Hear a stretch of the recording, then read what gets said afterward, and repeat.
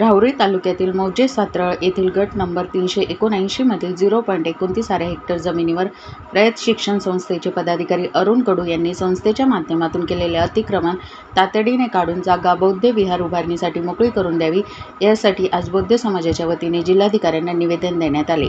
या संदर्भात दिलेल्या निवेदनात समाज बांधवांनी म्हटले आहे की सदर जागेची कागदपत्रावर महारवाडा सातरळ असा उल्लेख अनेक वर्षापासून आहे।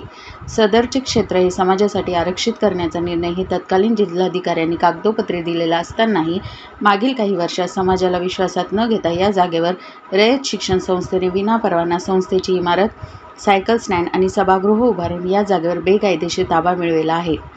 याबाबत वेळोवेळी शासन स्तरावर पत्रव्यवहार करून रयत शिक्षण संस्थेने केलेल्या बेकायदेशीर कृत्याबाबत कारवाई करण्याची मागणी केलेली आहे।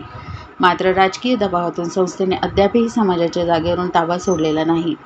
वास्तविक ही जागा बौद्ध विहारासाठी उपयोगात आणावी असा सामाजिक हेतू समाजाचा होता। मात्र रयत शिक्षण संस्थेचे पदाधिकारी अरुण कडू तसेच सातरळ शाळेच्या मुख्याध्यापिका यांनी आपल्या सर्व राजकीय हितसंबंधाचा उपयोग करून समाजाच्या जागेवर अतिक्रमण केले आहे।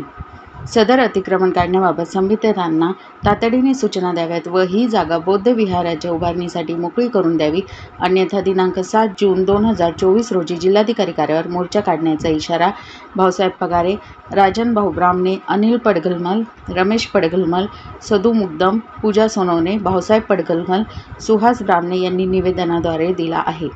निवेदन देण्यासाठी आलेल्या आंदोलकांनी रयत शिक्षण संस्थेच्या पदाधिकाऱ्याविरोधात जोरदार घोषणाबाजी केली।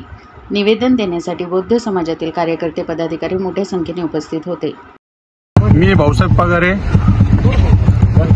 मौजे सातरळ तालुका राहुरी गट नंबर 379 मधील 29 हेक्टर जमिनीवर अतिक्रमण झालेलं आहे। त्या संदर्भात आम्ही आज जिल्हाधिकारी कार्यालयावर निवेदन देण्यासाठी आलेलो आहोत। त्या संदर्भात सातरळ गावातील 379 गट ही खाजगी आहे, त्याचे कब्जेदार सदरी महारवाडा सातरळ असा उल्लेख आहे। परंतु अनेक वर्षापासून सदरचे क्षेत्र हे महार समाजासाठी आरक्षित करून तसा आदेशही तत्कालीन जिल्हाधिकाऱ्यांनी काढलेला आहे। त्याचे कागदोपत्री शासन दरबारी नोंद सुद्धा आहे। त्यामुळे क्षेत्रावर महार समाजाची मालकी हक्क आजपर्यंत राहिलेला आहे।